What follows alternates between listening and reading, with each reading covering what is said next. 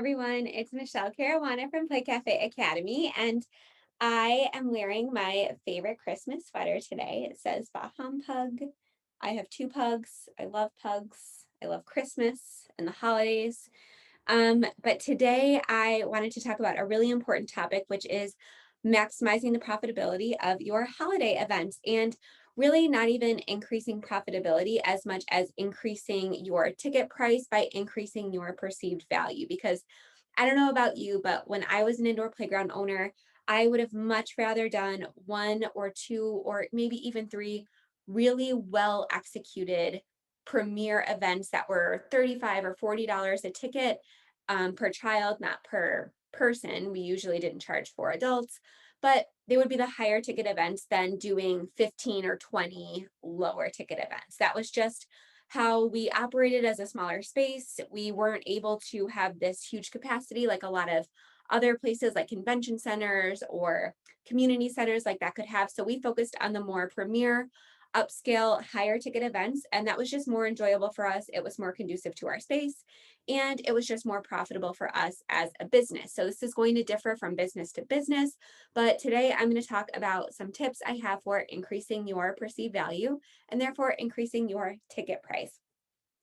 And I do have a really great video all about maximizing your profits in general. So not just with events, but also with retail and things like that over the holiday season. It's from last year, but it's still very relevant. I just watched it and it has so many good tips. So if after you're done watching this video, you want some more tips for the holiday season about really making that extra money that you need as we close out the year, go ahead to the description of this video. I'm going to link to that one there.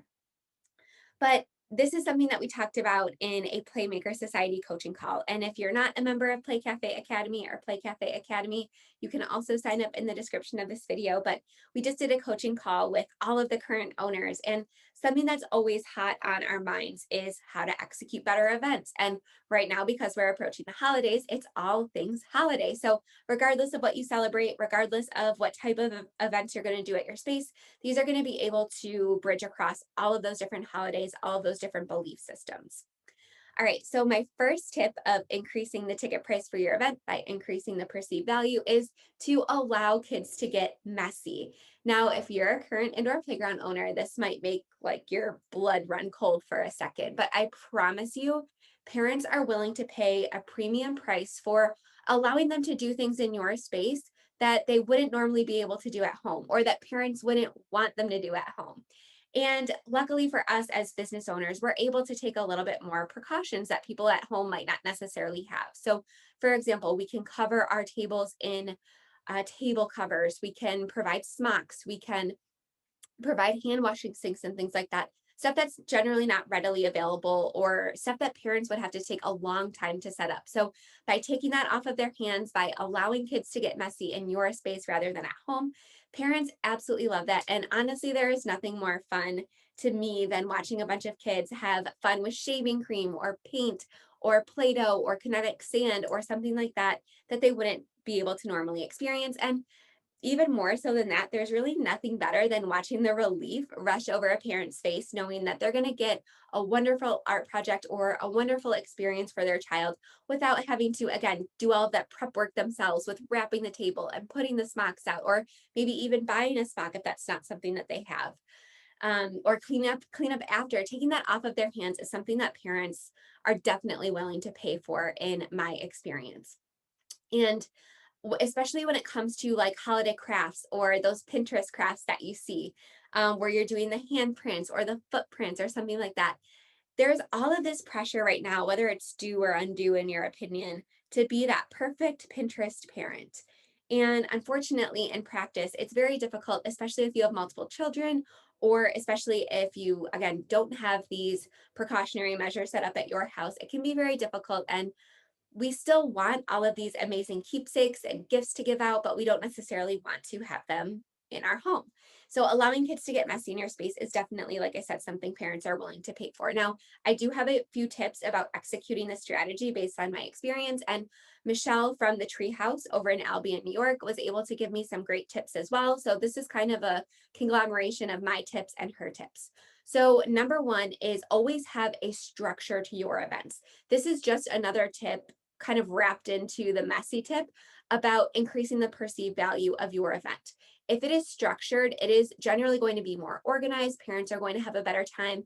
Kids are going to have a better time. It's going to be a better experience overall. And therefore, people are going to be more satisfied and people are willing to pay for that type of experience. So, what do I mean by structured? Well, for us, what typically worked best, and we tried many different structures for our messy events. What worked best for us is doing the messy part right away as soon as they walked in the door, with one caveat that I'll talk about in just a second. But we did the messy part right away. And this took a little bit of pre planning on our part, right? Because we had to make sure that we communicated to parents that, hey, you can't be late to this event because we're doing the craft, whatever you're signing up for, the thing that you're paying a lot of money for, we're doing that right at the beginning. So make sure you plan ahead, get there when the doors open. We email parents this, we put it on the event page, we put it on the confirmation email when somebody signed up. We really communicated this several different times. So there was absolutely no chance that parents could miss it, but we made sure that everybody was on time. As soon as the kids walked in, we had everything set up, ready to go. We had a staff member ready to lead the activity and provide instruction. And everybody sat down, everybody put a smock on, and everybody did the craft together. And something that Michelle brought up that I think is a perfect example of how this increases the perceived value is that not only are kids not only are we allowing kids to get messy, we're also helping them learn other things. So we're helping them learn how to sit still and focus. We're teaching them how to participate in a group activity. We're teaching them how to follow directions. We're teaching them how to follow instructions. So step by step by step. So when we used to do more like free range events, sorry, the sun is like going down, the clouds are crazy. But when we did more free range events, not only were parents kind of fumbling around, not really sure what to do, they were kind of helping the child do the craft themselves. When we kind of had that third party staff member really dictating the steps and really walking through the clear instructions as a group, everything was run more smoothly. The parents were less confused, the children were less confused. And then again, the kids are getting that extra benefit of being in almost like a mini classroom environment. So it's almost like they're paying for a class in addition to being able to participate in a craft that you're going to then take home and be able to keep forever. So after the messy part of the craft wrapped up, everybody would end at the same time. We would immediately have all of the children clean up, wash their hands, and we would not allow anybody to enter the play area until everything was cleaned up. When we used to allow people to kind of go at their own pace, which is what I thought parents wanted at the beginning, I was like, oh, parents of toddlers aren't going to want to stick to a schedule. They're going to want to let their kids play right away and then do the craft as needed or as the kids need a break from the play area. But that was certainly not the case. I couldn't have been more wrong about that. And it also caused a lot of transference between the messy craft and our play area. So it was too hard to police when we were doing the more free range event style. It was way too hard to police people making sure their kids' hands are clean or making sure that they're not doing play craft, play craft, play craft, because that was just chaotic. So I've never heard somebody say, wow, I just took my kids to this amazing event. It was $40 and it was so chaotic. It was so exciting. I've never heard a single person say that. What I have heard is people say, wow, this event was so organized. It was executed so well. The staff was so knowledgeable and they were so clear in their instructions and everything was perfectly organized. I'm glad that I paid extra money to participate in that event. That I've heard people say. So my advice is to be as structured as possible and make sure you communicate all of that ahead of time so that parents aren't surprised. Because I was afraid as a parent of little kids that the children would come into our facility and then want to run right to the play area. But I found that as long as you have everything set up ahead of time, as long as you have a really fun activity already set up and waiting for them, and you're not still setting up and getting things together as they arrive, I found that the kids were more than happy to roll up their sleeves, put on a smock, and get messy before they go into the play area. So again, make sure it's structured, make sure you force everybody to clean up before entering your play area, because the last thing you want is to have paint or glue or sand or anything like that in your play area. And again, make sure you tell people the schedule ahead of time so that they can plan ahead. All right, the next tip that I have is to make sure you call to attention that you're going to be able to take home some kind of keepsake. Now, another thing that Michelle said in the coaching call that I thought was really smart is that a lot of people, because there are so many free events out there and there is just so much noise in this type of space, especially when it comes to holiday events, that people have begun to associate the word craft with crap. And I love the way she put that because it's so true. Anytime I look at an event and I see, oh, there's going to be a free craft for the kids, or, oh, a craft is included, just based on experience, I now assume that that means it's some sort of coloring page or some sort of just really cheap craft from like Oriental Trading or the dollar store, or just something that's just with construction paper or something like that. I don't think of something that's an experience. I don't think of something that's going to give my children sensory input or anything like that, or something that's going to be something that I actually want to keep, right? Anytime I hear craft included, I think, oh, great, it's something that's going to sit on my counter for a week and then we're going to throw it out.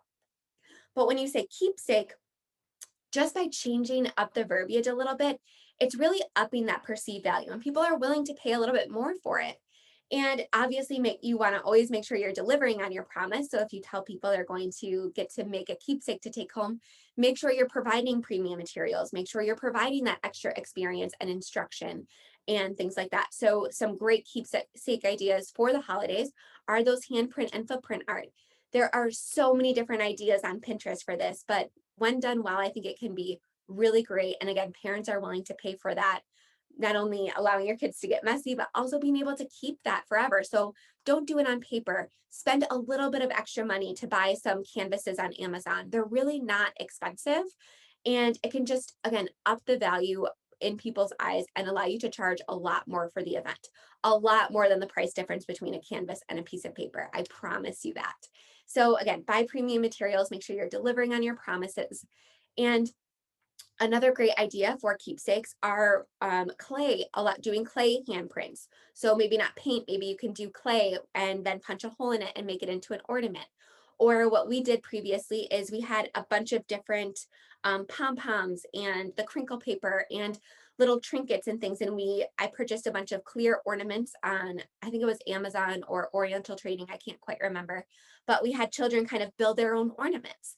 And that one actually wasn't as messy, and it still provided a really great keepsake. And we allowed them to use like chalk marker on the outside to decorate the outside, write their name, write the year that it was made. And that again was a really nice keepsake. So just being really conscious of the verbiage you're using, like keepsake instead of craft, when you're creating your sales page, when you're creating your Facebook and social media events and posting on social media and things like that, because again, people are willing to pay for it. And if you also communicate that, oh, this is going to make a great gift. I know a lot of grandparents, I know a lot of caregivers, I know a lot of parents are going to want to give these sort of handmade gifts, but they don't necessarily have the time or the creativity or the will to, again, execute these at home. So use the word keepsake, use the word gift, use the word handmade, use the word thoughtful, because I know my parents always love handmade gifts for my kids the best. Especially when they're the high quality kind of keepsake, not just a drawing on paper. So making sure you call attention to the fact that these make great gifts and things like that is just going to take a lot of weight off of parent shoulders in this holiday season, which we could all use. Just reading my notes here so I don't miss anything. But just again, using those types of words are going to really help increase that perceived value. Now, the next tip that I wanted to share is that having any sort of photo opportunity is also going to increase the perceived value and allow you to charge more for your event. Now, what I recommend is hiring a professional photographer.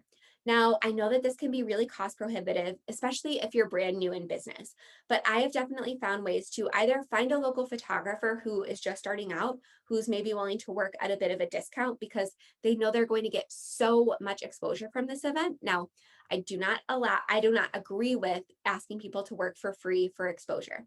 People can't pay their bills with exposure, but you are likely going to be able to find someone who's just starting out, just building their portfolio, who is going to be a little bit cheaper, who is going to be a little bit more affordable to you than somebody who is maybe the most premier photographer in town. Now, are you going to get what you pay for? Yes, but a lot of times these photographs are going to be used for holiday cards. They're not going to be, blown up onto big canvases being hung in people's homes. And I know for certain that I can't afford to do holiday portraits every single year. Even I just booked a mini photo session. It's like 15 minutes and it's $175. But I booked it this year because we haven't taken family Christmas photos for a card in many, many years, since my kids were infants, or maybe even before I had my second child, who's kindergarten age now. But even that was $175. So for a $40 event, if you can provide somebody with a professional photo to use for their holiday cards, that's something that they're going to pay for every single time. Every time we did an event like this, we had it sell out extremely quickly and we had a wait list. So my recommendations for this event is, again, if you can't afford the photographer, that's going to be like your mid-range, I would go for somebody that is just starting out or just building their portfolio, or find a parent photographer who will find real monetary value in bartering with you. So if you have a regular customer or a member who you know is a photographer and know already pays you money for your services, say, hey, I'll give you a discount on a birthday party package, or I'll give you a couple months free membership, or I'll give you a gift card in exchange for providing photography for this event. And you're not asking them to provide a full portrait experience for every single family, right? You're saying, listen, I'll provide a backdrop if you need me to. Backdrops are very inexpensive on Amazon. I think we got our holiday backdrop and it was very nice for like $20 on Amazon. And then we just purchased one of those reusable stands for the backdrop. But I would reach out to these photographers and I would say, hey, we're going to have 30 families at this event. We would love to provide one quality edited picture per family. So that would be about 30 total pictures. It's pretty reasonable to ask a photographer to barter with you with for this type of event, because again, they're only doing one picture per family or maybe 1 to 2 per family. And what's great about this type of event is the photographer generally has to collect all of the people's email addresses because they have to email them their edited photo, right? So the photographer is going to see a great business asset benefit in getting this list of potential ideal customers for them, right? They're going to be able to follow up with them after the event. All of the photographers that we've worked with in the past have ended up booking several sessions from every single event they execute. So again, I just want to reiterate, I would never approach someone to work for free or to work for exposure, but there are ways to make it a little bit less cost prohibitive to you to book a photographer. And those are my tips for that. Again, you can get a really inexpensive backdrop from Amazon or something like that, or ask a photographer to provide their own backdrop, which of course you're going to have to pay them a little bit more to provide that setup. But anytime you can provide a photo opportunity or tell them that they can have their professional holiday card photos done at your event is going to be a huge draw, and people are willing to pay a premium price for that because pictures are very expensive. And this is kind of what I was alluding to when I was talking about there was one caveat to do the messy part at the beginning of the event. If you're combining a messy event with a photo opportunity event, which I don't generally recommend doing, then obviously I would do the messy part at the end of the event and tell parents, like, hey, maybe bring an extra shirt or something like that for your child, so that they don't get their nice clothes, their nice professional photo clothes dirty. But generally, we would do either a photo opportunity with open play event or we would do a messy event. We generally wouldn't combine them. You can get away with it, but I just wanted to mention that little caveat. Okay, the next tip that I have is to limit your head count. So, one of the best things about indoor play spaces and doing events at indoor play spaces and things like that is they're a little bit more exclusive, they're a little bit more um, private, they're a little bit less hectic, they're a little bit less crowded. So, I know that we haven't gone to a free holiday event in our area in a couple years because obviously, not only are we cautious because of COVID, but I also have young children, one of whom has autism and sensory issues. So I just don't take a chance at the free events because I know they're going to be crowded. I know there's going to be really long lines. I know they're going to be overstimulating and chaotic. I know that there's going to be very little structure. I know that there's really no knowing how many people are going to be there for us or for even the facility, right? Because it's a free event. Or even these very low cost events are generally very crowded, very chaotic, very overstimulating, especially for children with special needs. But even children without any special needs or sensory issues often find difficulty in that type of environment. So by just saying, like, hey, this is a ticketed event, we limit headcount.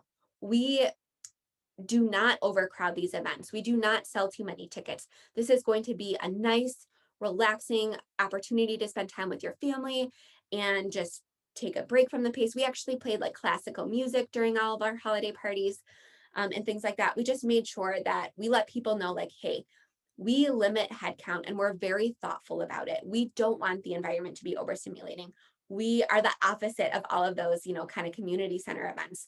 And people are willing to pay for that, especially parents who either get overstimulated themselves or have children, again, that have difficulty in crowds, in very loud, chaotic, noisy, crowded environment. So by just calling attention to that, people are willing to pay more for that. And something else that Michelle said in the Playmaker Society call as well is that it also allows people to ask more questions, because if there's only 30 people there, people feel a little bit more connected to you, right?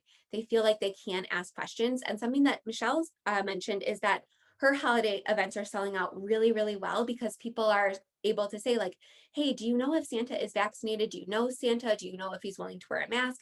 And she personally knows the Santa that she's having at her event. So she is able to answer those questions. And if you were to go to like Dick's or Bass Pro or something like that, you can't walk up or you can't call Bass Pro and say, like, hey, is Santa vaccinated, right? Because there are thousands of people in and out. They probably have 10 different Santas that they utilize. So when you have these more intimate, low key, kind of tight knit events, people feel a little bit more comfortable asking questions to suit their comfort level. And in turn, a lot of times they feel more comfortable participating in those types of events, especially in COVID time. So I just want to thank Michelle for providing that little insight.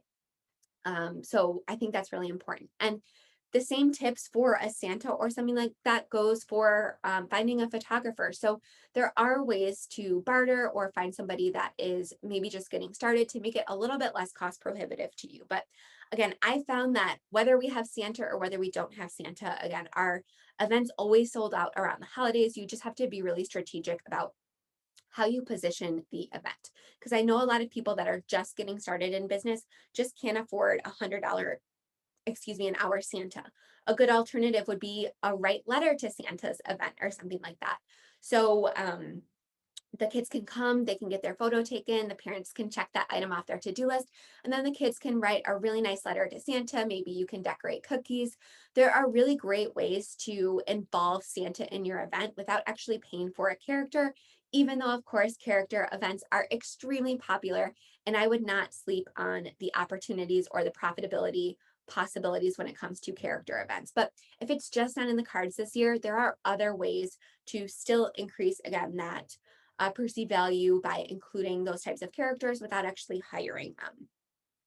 And then the last thing that I wanted to mention is you can always include food in your events. That's always going to be a really easy and cost effective way to increase a perceived value. So I know my kids are really food motivated. And if there's a holiday snack, if it's something that fits really nice into the theme, they're going to be so excited.